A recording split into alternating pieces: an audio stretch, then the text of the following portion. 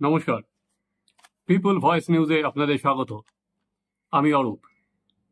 গায়ে, দলের গায়ে যে লেবেলটা তৃণমূল কংগ্রেসের পাকাপোক্তভাবে লেগেছে সেটা হচ্ছে দুর্নীতির অভিযোগ, এবং যে দুর্নীতির অভিযোগ থাকার জন্য তৃণমূল কংগ্রেসকে ফলও ভুগতে হয়েছে গত লোকসভার নির্বাচনে। সেই দুর্নীতির অভিযোগ থেকে দলের অভিমুখ ঘোরানোর চেষ্টা করছেন মমতা বন্দ্যোপাধ্যায়, সঙ্গে রয়েছেন অভিষেক বন্দ্যোপাধ্যায়ও। এবারে 21শে জুলাইয়ের মঞ্চ থেকে দুর্নীতি রোধ করার জন্য বারবার করে জোর দিলেন তৃণমূল নেত্রী মমতা বন্দ্যোপাধ্যায়। সেই সঙ্গে আগামী দিনের তৃণমূলে দুর্নীতি করলে যে শাস্তি পেতে হবে সেটা উনি বারবার করে সেই বার্তাটা মমতাও দিলেন, অভিষেকও দিলেন। আমরা 2024 লোকসভায় ভোটে কি দেখেছি? তৃণমূল কংগ্রেস 29টা আসন জিতেছে, এবং তারপরে যে বিধানসভার যে উপনির্বাচন হলো সেখানেও তৃণমূল 4-4। 29টা আসনে জিতলেও আগামী 2026 সালের বিধানসভার আগে তৃণমূল কংগ্রেসের যে আশঙ্কাগুলো রয়ে গেছে, যে উদ্বেগগুলো রয়ে গেছে, সেটা হচ্ছে শহরের মানুষের ভোট। কেন বলছি? কারণ আমরা দেখেছি তৃণমূল কংগ্রেস গ্রামে ভালো রেজাল্ট করলেও শহরাঞ্চলে কিন্তু তৃণমূল কংগ্রেসের রেজাল্ট ভালো হয়নি। 70টা পুরসভায় তৃণমূল কংগ্রেস পরাজিত হয়েছে, কলকাতা পুরসভার একাধিক ওয়ার্ডে তৃণমূল কংগ্রেস পরাজিত হয়েছে। অর্থাৎ যেখানে শহরাঞ্চলে যেখানে দুর্নীতি হয়তো প্রভাব ফেলেছে, এরকম একটা ধারণা কিন্তু পশ্চিমবঙ্গবাসীর মনে ক্রমশ দৃঢ় হচ্ছে। কারণ আমরা জানি গ্রামের মানুষের ভোট অনেক সময় নির্ভর করে বিভিন্ন রকম ভাতার ওপর, অনুদানের ওপর, এবং গ্রামের মানুষ হয়তো সবসময় সঠিক খবর রাখতেও পারেন না। দ্বিতীয়ত, তৃণমূল কংগ্রেস সেখানে গ্রামে কিছু কিছু পকেটে দক্ষিণবঙ্গে লক্ষ্মীর ভাণ্ডার দিয়ে, যেটা বললাম ভাতার কথা, মমতা বন্দ্যোপাধ্যায় নিজেই বলেছেন আজকে যে 2,15,00,000 মানুষের কাছে লক্ষ্মীর ভাণ্ডার যাচ্ছে। ফলে এই যে ভাতা, এই যে কল্যাণ মূলক যে ব্যবস্থা, তার ফায়দা তৃণমূল কংগ্রেস পাচ্ছে। কিন্তু শহরের মানুষ সবার তো ভাতা বা অনুদানের উপর নির্ভরশীল নয়, সেখানে তৃণমূল কংগ্রেসের কিন্তু একটা প্রভাব পড়ছে। তাই মমতা বন্দ্যোপাধ্যায় বারবার করে দুর্নীতির বিরুদ্ধে সরব হচ্ছেন। উনি বলছেন উনি বিত্তবান নয়, উনি বিবেকবান চান, এবং দুর্নীতির সঙ্গে কারোর যোগাযোগ আর কি সামনে এলে বা অভিযোগ পেলে উনি কঠোর থেকে কঠোরতম ব্যবস্থা নেবে। আমি আপনাদের বলবো, আমরা চাই তৃণমূল কংগ্রেস, আমরা মানুষের সামাজিক বন্ধু হব। তৃণমূল কংগ্রেস মানুষের সামাজিক বন্ধু হবে। আমি বিবেকবান চাই, বিত্তবান চাই না। কেন জানেন? পয়সা আসে চলে যায়, সেবার কোনো বিকল্প নাই। এটা মাথায় রাখবেন। মানুষের কাছে কাজ করে দেব, দরকার হলে নিজে গিয়ে তার দরখাস্তটা লিখে দেব। আমি অল মিউনিসিপ্যালিটি, পঞ্চায়েত, এমএলএ, এমপিদের সকলকে বলবো, এখন থেকে কোনো অভিযোগ যেন কারো বিরুদ্ধে দল না পায়। যদি কোনো অভিযোগ কারো বিরুদ্ধে পায়, আমরা কিন্তু উপযুক্ত অ্যাকশন নেব, এটা মাথায় রাখবেন। আমি চাই আপনারা গরিব থাকুন, মানে যা আছে ঘরে সেটা খেয়ে বেঁচে থাকুন। আমার লোভ করবার দরকার নই, আমরা লোভী হতে চাই না। আপনারা শুনলেন মমতা বন্দ্যোপাধ্যায় কি বলেছেন। একদিকে দুর্নীতি, এবং তার সঙ্গে যেটা হয়ে গেছে যে তৃণমূল নেতাদের সঙ্গে মাটির যোগাযোগ কি ক্রমশ চলে যাচ্ছে। কারণ এখন তৃণমূল নেতা মানেই কিন্তু সেই জনগণের মধ্যে তারা আর কি হেঁটে যান না, বা একসাথে দেখা যায় তারা সবারই বিরাট বিরাট গাড়ি, সেই গাড়িতে ঘুরে বেড়ান।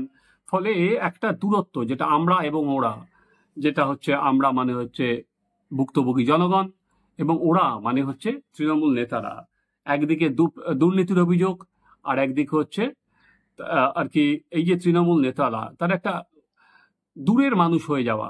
সেটা মমতা বন্দ্যোপাধ্যায় যেহেতু তিনি মাটি চেনেন, সেই জন্য তিনি বারবার করে আজকে যে জায়গাটা এলেন, উনি সংস্কারের কথা বলছেন।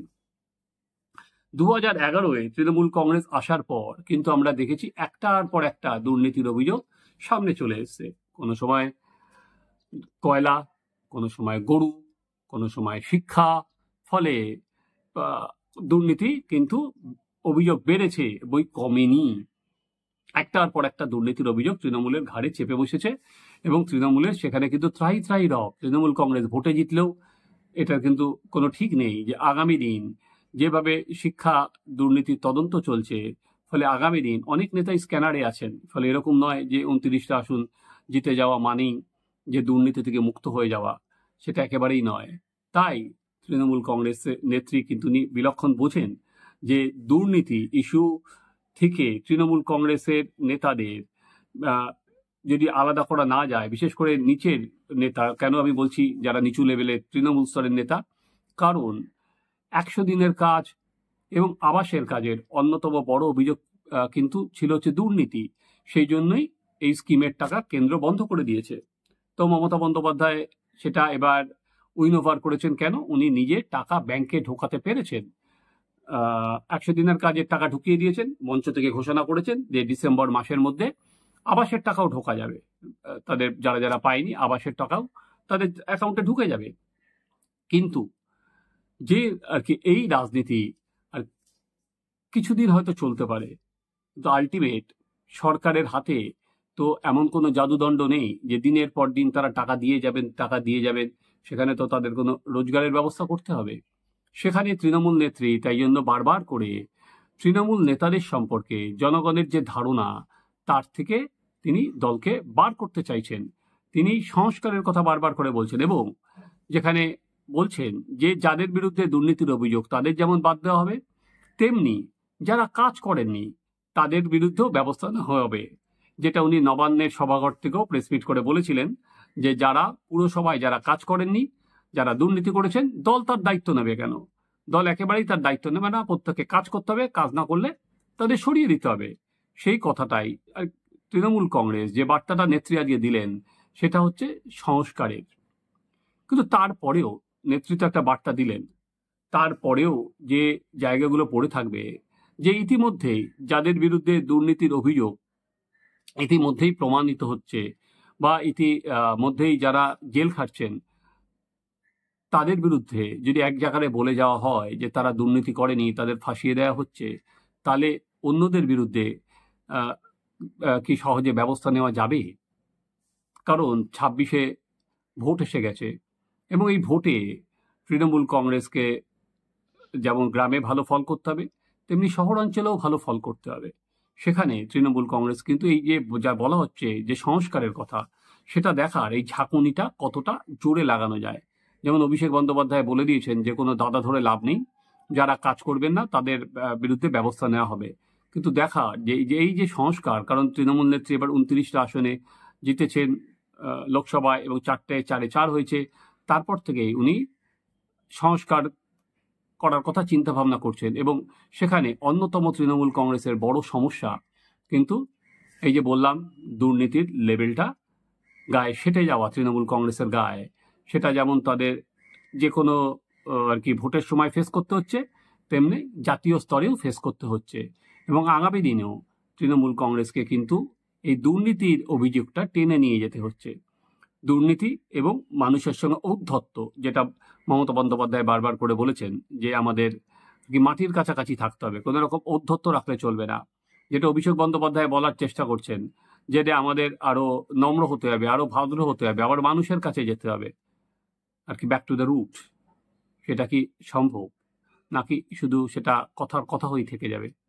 পাড়ায় গিয়ে, এলাকায় গিয়ে, গ্রামে গিয়ে দেখবেন ডান দিক বাঁ দিক সামনে পেছনে তাকালে আপনার এলাকায়, আপনার বুথে, আপনার গ্রামে, আপনার পাড়ায় কোনো ভদ্রলোক সভ্য লোক বিজেপি করে না। সব মাতাল, মদ, দুর্নীতিগ্রস্ত, চোর, চিটিংবাজ, সব বিজেপি। সেই কারণেই তো মানুষ এদের বর্জন করেছে। আর জনগণের গর্জন কি? ওরা নরেন্দ্র মোদীর গর্জনে বিশ্বাস করেছিল, ওরা ইডির গর্জনে বিশ্বাস করেছিল, ওরা সিবিআইয়ের গর্জনে বিশ্বাস করেছিল, ওরা কেন্দ্রীয় বাহিনীর গর্জনে বিশ্বাস করেছিল, ওরা টাকার গর্জনে বিশ্বাস করেছিল, বিচার ব্যবস্থা, সংবাদ মাধ্যমের গর্জনে বিশ্বাস করেছিল। আমরা গরিব মানুষের গর্জনে বিশ্বাস করেছিলাম। জনগণের গর্জন কি? আজকে ভারতীয় জনতা পার্টি বুঝে গেছে। আর আমি আর একবার তৃণমূল কংগ্রেসের সর্বভারতীয় সাধারণ সম্পাদক হিসেবে আপনাদের কথা দিচ্ছি যে যারা এই নির্বাচনে পঞ্চায়েত বা কাউন্সিলর বা মিউনিসিপ্যালিটি চেয়ারম্যান ভাইস চেয়ারম্যান থেকেও মানুষকে বোঝাতে অক্ষম হয়েছেন বা তাদের নির্দিষ্ট এলাকা থেকে প্রত্যাশিত বা আশানুরূপ ফল হয়নি, জানি না, রাজনীতিতে দেখুন মঞ্চ থেকে বলা আর তার প্রয়োগ দুটোর মধ্যে ফারাক আছে। কেন বলছি ফারাক আছে? আমফানের সময় আমরা তৃণমূল নেত্রী বলেছিলেন যারা আমফানের টাকা মেরেছেন তাদের সেই টাকা ফেরত দিয়ে দিতে। কিছু কিছু মানুষ হয়তো ফেরত দিলেন, কিন্তু ফেরত দিলেই কি তাদের আর কি দোষটা চলে যায়? একেবারেই যায় না। ফলে কার বিরুদ্ধে ব্যবস্থা নেওয়া হয়েছে? যেমন 100 দিনের কাজের টাকা কেন্দ্রীয় সরকার বলেছে যারা কাজের টাকা মেরেছে তাদের বিরুদ্ধে এফআইআর করা হোক, কিন্তু আজ পর্যন্ত কতজনের বিরুদ্ধে এফআইআর করা হয়েছে? টাকা তো কিছু ফেরত দেওয়া হয়েছে। একইভাবে আবাসের টাকা, সেখানে কজনের বিরুদ্ধে এফআইআর করা হয়েছে? ফলে দুর্নীতির প্রশ্নে আজকে উনি বলছেন যে দুর্নীতি করলে রেয়াত করেন না। কয়েকজনের আর কি গ্রেপ্তারও হয়েছেন, কাওয়াখালী বা এই অঞ্চলে নিজেদের নেতাদেরও গ্রেপ্তার হয়েছেন। কিন্তু এটা ধারাবাহিক প্রক্রিয়া। এই প্রক্রিয়া তৃণমূল কংগ্রেসকে এগিয়ে নিয়ে যেতে হবে। বেটার লেট দেন নেভার, না হওয়ার থেকে তো হওয়া ভালো। 13 বছর পর তৃণমূল কংগ্রেস এই বিপুল জয়ের পর যদি এই দুর্নীতি এবং ঔদ্ধত্য এই দুটো জায়গা হ্যামার করতে পারে এবং এগিয়ে দিয়ে যেতে পারে, তাহলে বিরোধীদের আক্রমণের রাস্তাও সেক্ষেত্রে কমে আসবে। দেখা যে মমতা বন্দ্যোপাধ্যায়ের বলা, অভিষেক বন্দ্যোপাধ্যায়ের বলা, উনি উল্টে আবার যেটা করেছেন বিজেপি দুর্নীতিগ্রস্ত, এটাই উনি প্রমাণ করতে উঠে পড়ে লেগেছেন। বিজেপির কিছু কিছু নেতা বলতেই পারেন যার নিজের বিরুদ্ধে এত দুর্নীতির অভিযোগ, যার নিজের কোম্পানির সেখানে ইডি বাজেয়াপ্ত করেছে বহু সম্পত্তি, তো তিনি তার মুখে এই কথা কেন শুনবো? সেটা নিশ্চয়ই তাদের প্রচারে আসবে।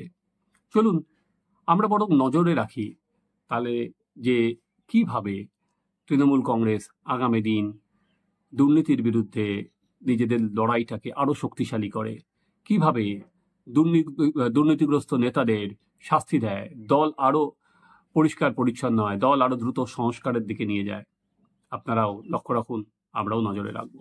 আপনারা দেখতে থাকুন আমাদের চ্যানেল সাবস্ক্রাইব করুন, আপনাদের মতামত জানান।